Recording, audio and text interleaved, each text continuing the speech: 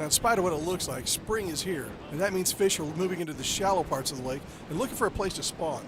And the power plant is way over here. All right?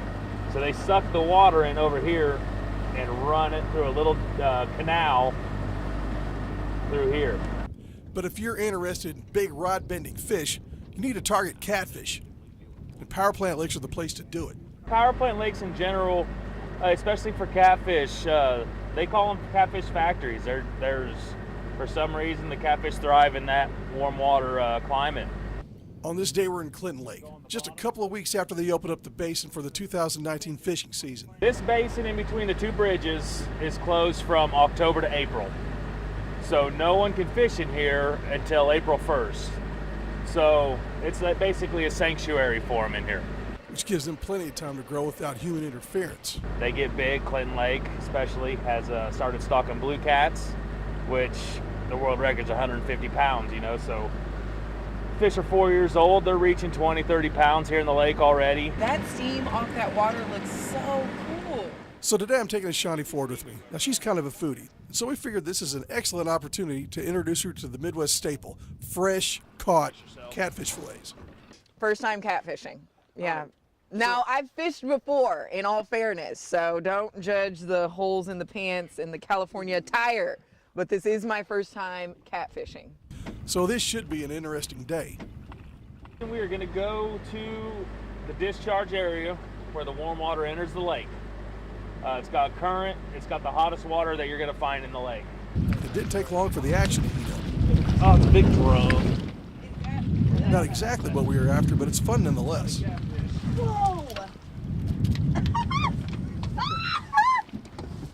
We tend to catch a lot of drum up here too. What do you think of that? I did that, kind of. That is awesome.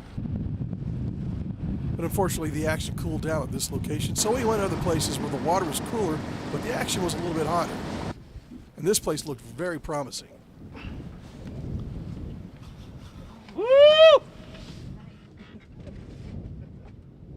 And it was until...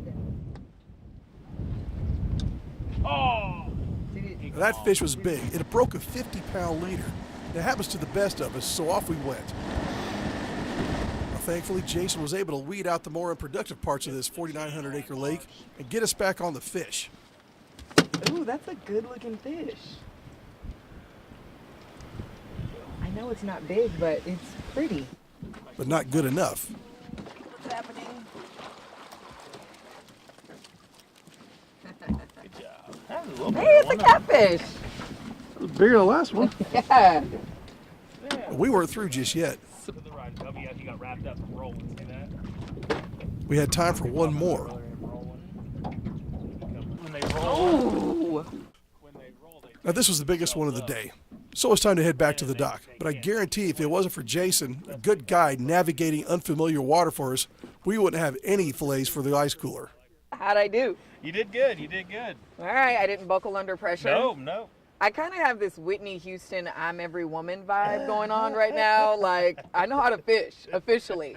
Now, the first one I thought was really impressive that we took out, but we threw it back because it wasn't to eat. What was it called again? It was a drum perch, freshwater drum. So we don't eat those. And then the second one was a catfish that was kind of small. I was feeling really good. Good eater size. But those last ones, those were huge to me. I know they were only like 4 or 5 pounds, which is small because you catch like 40-pound fish. But like, for me, today was a good day.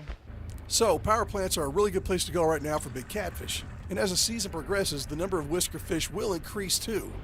Just make sure you become familiar with the local regulations first, especially if there's a possibility of restricted areas, as it is with most power plant lakes.